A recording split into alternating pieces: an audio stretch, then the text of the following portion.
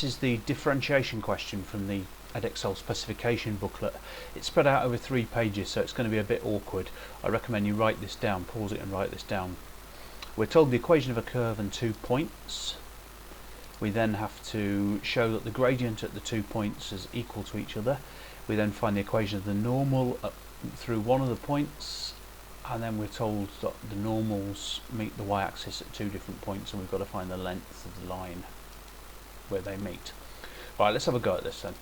Firstly, we need to find the gradient. Now that means we've got to differentiate, so that's the first thing we're going to do is differentiate. Differentiating this, we get y primed equals 3x squared minus 5, and the bit that's a bit tricky here, we could rewrite that as 2x to the power minus 1.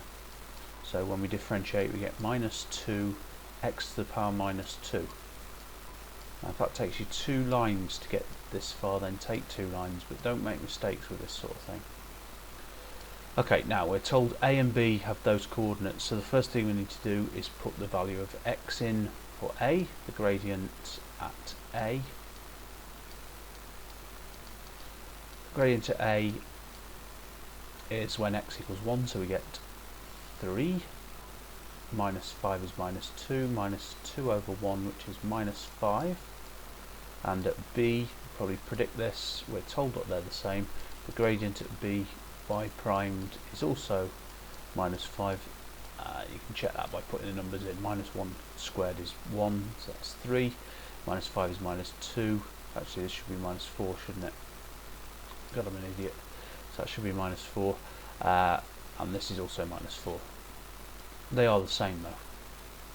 Got there in the end. So now we know that the gradients are minus 4. Go on to the next part of the question, which, okay, we've done that, 5 marks there. Show that the equation of a normal to C at A is that. Now we know that the gradient is minus 4 from what we've just done there. So the gradient of the normal is plus a quarter. Gradient of the tangent is minus 4, so the gradient of normal is 1/4. They must multiply to make minus 1. So the equation we're looking for is y equals 1/4 x plus something. And all we need to do is find what that something is. Now let's chuck the numbers in. The coordinates of A was 1, minus 2. So x is 1, y is minus 2. We get minus 2 equals 1/4 of 1 add C. Now we can quickly see that C must be minus 2 1/4. So that should be a minus there then. Minus 2 1/4.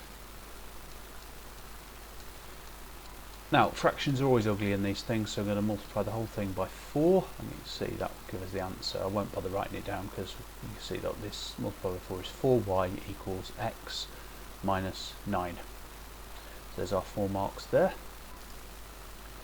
Now the next part of the question, come on, next part says the normal at C meets the y-axis at P, the normal at C at B meets the y-axis at Q, find the length of PQ.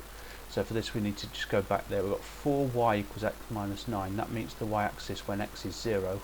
So y is 9/4. Check that again. Y-axis is when x equals 0. So y equals 9/4. So that's the first one. Y equals 9/4 for A. Get rid of that. For A meets the y-axis at minus 9/4.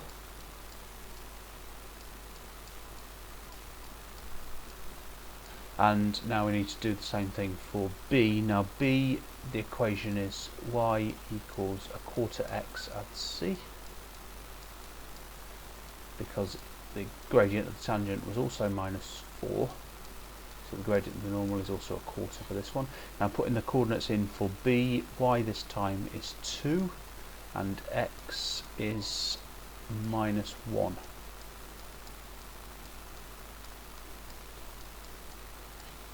So we get that. That gives us C equals plus 2 1/4 this time. So that means that B goes through 0, 9/4.